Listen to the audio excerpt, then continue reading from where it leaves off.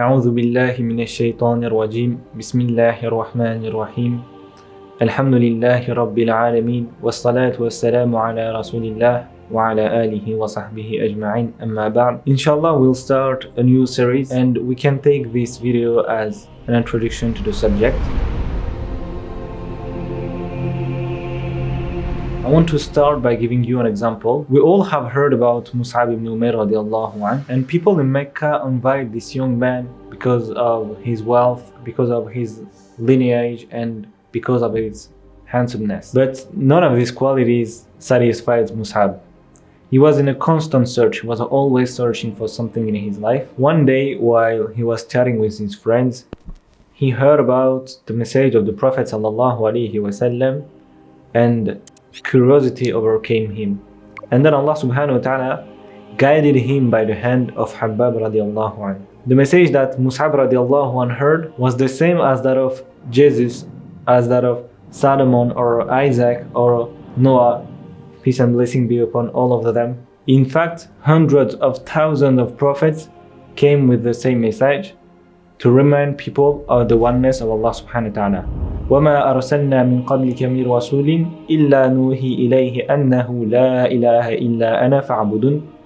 I never sent a messenger before you without revealing to him, there is no deity worthy of worship but me, so worship me alone. This is what Allah subhanahu wa ta'ala revealed to the Prophet sallallahu alaihi wasallam. And some of these prophets that received revelation from Allah subhanahu wa ta'ala even had scriptures. إِنَّ هَذَا لَفِي الصُّحُفِ الْأُولَى صُحُفِ إِبْرَاهِيمَ وَمُوسَى. This is certainly mentioned in the ancient scriptures, the scriptures of Abraham and Moses. And these gave them such a courage that they can say, like Abraham, لَقَدْ كُنْتُمْ أَنْتُمْ وَآبَاؤُكُمْ فِي ضَلَالٍ مُبِينٍ. You and your forefather have been clearly astray. This is what Abraham alayhi said to his father and his people who were idol worshippers. Because these split people as believers and disbelievers. Some are within Noah's ark, and some, like the son of Noah alayhi decided to drown. Or some, like Lot's wife, will be among the doomed, whereas Lot and the rest of his family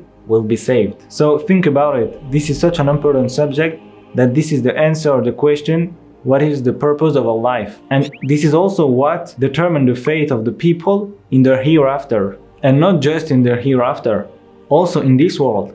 The Arabs were living in humiliation and separation, but when this message was brought to them, they came to the stage of history with unity and dignity, and also with the children of Israel.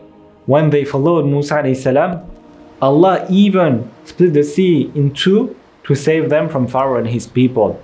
But when they became rebellious, Allah subhanahu wa ta'ala condemned them for 40 years in the desert. Like with Pharaoh and Moses, when the prophets came with this message, the aristocrats persecuted them. Before the prophethood, the Prophet sallallahu alaihi wasallam had a nickname. People in Mecca called him Al-Amin, which means the trusted one. After Jibril alayhi salam transmitted the message to the Prophet sallallahu alaihi wasallam, the people of Mecca who called the Prophet sallallahu alaihi wasallam the trusted one labeled him as a liar, a wizard, a poet, etc. So the prophets, the messengers, and their followers always made big sacrifice for it. And people, imagine, people abandoned their homelands and friends. People who are friends become enemies. Wars were made because of the sake of this world, because of the sake of Lailahaillallah. It made enslaved people speak out against their master, like Bilal radiallahu anhu against Umayyah. So what I am talking about, the subject of this series is the statement of La ilaha illallah. We aim to understand, explain, and live upon